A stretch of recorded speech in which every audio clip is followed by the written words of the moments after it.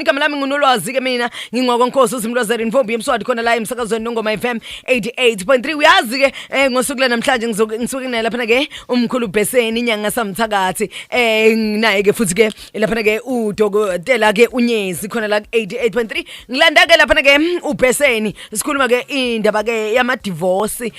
siyazi ukuthi ke kunento lapha esintwini kuthiwa ke ama divorce awekho kunomshado wesintu njalo kodwa ke mina angazi lutho umkhulu ke uBheseni ozositshela ukuthi kanti isintu sithini ithini inyongo njalo kubantu besifazane kanjalo mkhulu angikubingelele ngwamukele emsakazweni uNgoma FM. Siyabingelela emsakazweni sibhekela ukuthi lo msakazo ngiphethe ngibingelele nawe. Danke wemkhulu lana sikhuluma lana into ethinta idlozi lapho ke umkhulu ngiyazi ukuthi emningi kakhulu edlozini ngoba ke ungumuntu wedlozi noma ingane yedlozi mkhulu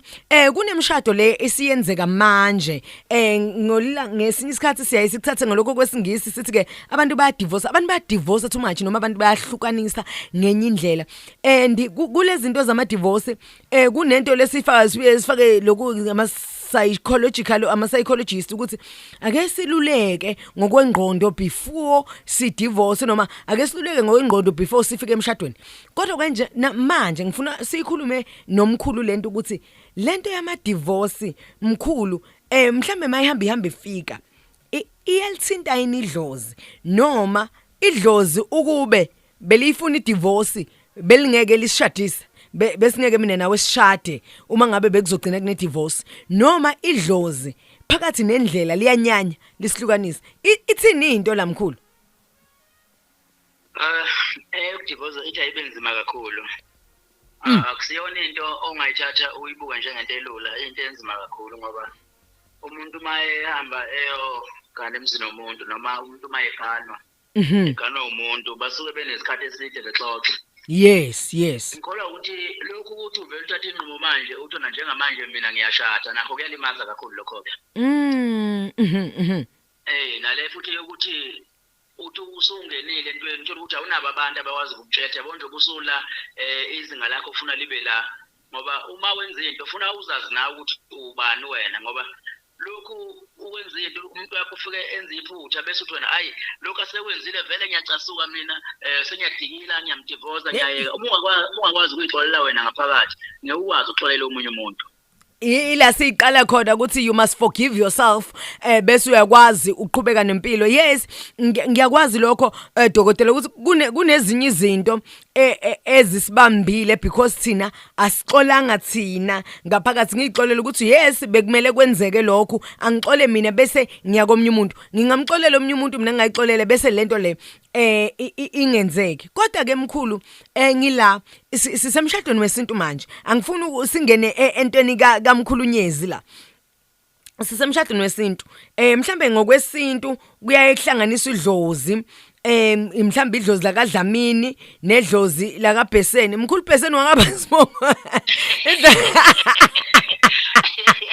nedlozi la kaBheseni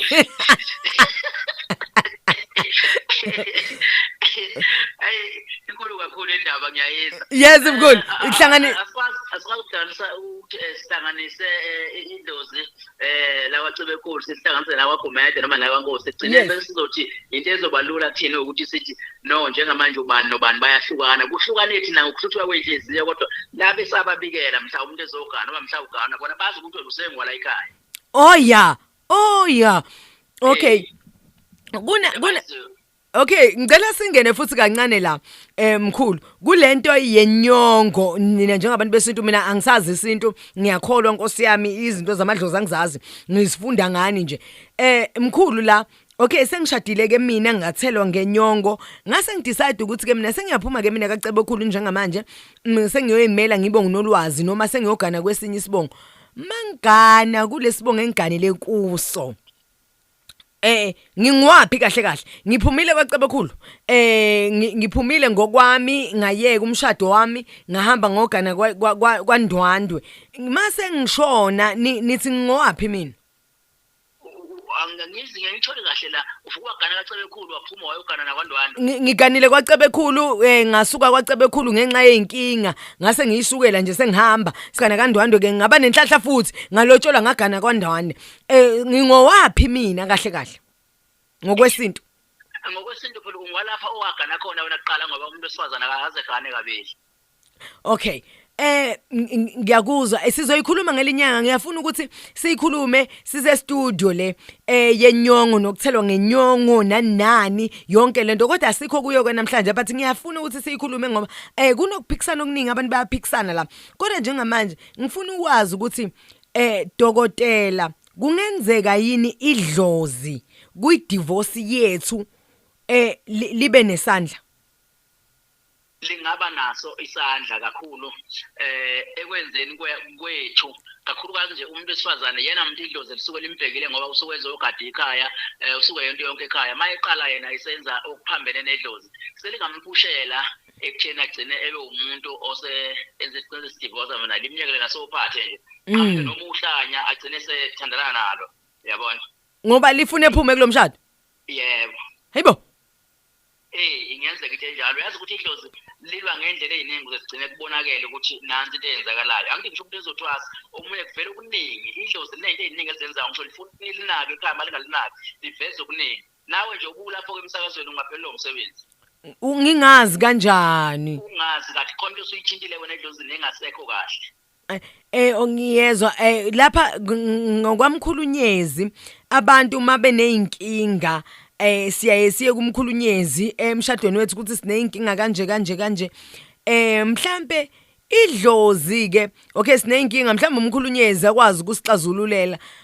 mhlambe sizobona ngani ukuthi lana sesilinyazwe idlozi lana akuselona idlozi ngoba mina sizoya ngokweinkinga zezu siye thina ku Dr Nyezi uDr Nyezi afika asiliyale ngoko psychological ngiyazi ukuthi uDr Nyezi ke uphinde naye abe ngumuntu osebenza naye ngokwesintu ngiyambona ke yena ake sithi siya komunye ke avele ke yena asiyale ngalokho kwesingisi kanti kunedlozi sigcina sibonaphi lapho ukuthi into yethi bidinga psychology into yethi bidinga ukuthi siye emsamo alenkathi ufika lapha kulo dokotela wasentshonalanga uyafike uyanibonisa ngendlela nilayelwe yimina ngithi ngiyasizakele mina kunikela noma ngizwe bekhuluma ngayo uyasiza okay afika anibonisa ahlale naniphansi anidonse ngodlebe ukuthi inkinga yeni nansi lana lungisani lokhu nalokhu ningakwenzi ukuthi nokuthi ngoba kugcina kudala imbangela ethile abona ngalokhu bayibethe basentshonalanga mawushawa ikhanda futhi massage umsifo lapho umthambo wasendlebeni yeah uma ukwenza lokho ubona kungenzeki sokufuna ubuye neno ke uzofunela neno ngapha ngasekhaya ngako kwesintu ukuthi hayi leli khanda la ngafuna lutho kwenze njani nakho lokho mkhulu yezi uyabona wemkhulu angifuni uqamba manga yona lento yasekhaya kumele sigcine siyiyele ekhaya uxixa isibedlela bathi odokotela sibona lutho agcina adlule nje umuntu emhlabeni kuthiwa kubonwa lutho adlule emhlabeni umuntu lokhu simse esibedlela umuntu kuthiwa akubonwa lutho engathi mhlambe mkhulu anikhuthaza ukuthi umuntu akaqale kulokho kwesintu bemnikeza into zakhona bemnikeza uma ngabe engatholi bese esibedlela siyakhuthaza kakhulu lokho ngoba omunye umuntu uyagijima esibedlela ngikalekise nje njengomuntu usuke mhlambe elimele eshaya uhlangothi manje uyabona manje usofuye bemjovo lapha vele umjovo awuzwani nomuntu wesintu uma bemkadle ngawo umuntu vele umuntu ngeke asalapheke uzowendlula emhlabeni so kubalekile ukuthi kodwa umuntu angikuchaze lokho umuntu osuke ephelelwa ngamandla ungamnyisi kumuntu wesintu umuntu osuke ekhishwa isisu kakhulu usuke edinga idrip lo umuntu ufuna ahambe esibedlela afuna amanzi okay before siphethe yazi namhla ukuthi isihloko esisithintile bengindinga la studio bengidinga nina la studio ngoba lezi zinto lezi izinto ezenzakalayo izinto esizibona imihla ngemihla sikhulumile ukuthi mawukuthi ngesinye isikhathi kufika idivorce idlozi lisuke likhona lapho mhlambe ke njengamanje ngiyaya le bayasiluleka ngiyahluleka sengiza la kuwena njengomkhulu osebenza ngokwesintu mhlambe ke usaluleke ngendlela osiluleka ngayo noma usitshela ukuthi hayi yenzani ukuthi nokuthi mhlambe mase kuthiwa siyahluleka into yethi itha divorce ithini into yami nomyeni wami umyeni wami ngokuganwa mina ngokugana futhi eceleni ithini into lapho uma usufikile kumuntu wesintu ayikho into angayenza engahogelanga nanobabili ukuthi inkinga ikuphi. Funa sihogele inkinga sithole kwenzakaleni. Xoxe futhi leyo nto ukuthi hawu masibani lapha sibona kuvele ukuthi nokuthi umyeni wakho kufuna kweseke kuleyo nto athi ngizofuna usizo. Naye futhi icala mali ngakuye mnomzana ubani ngibona la kuvele ukuthi nokuthi kehle kwenzakala. Funa nawe ufuna mama umseke ubaba ngoba nizelani nizofuna usiza kuthi hena baba kunjalo vele wena cha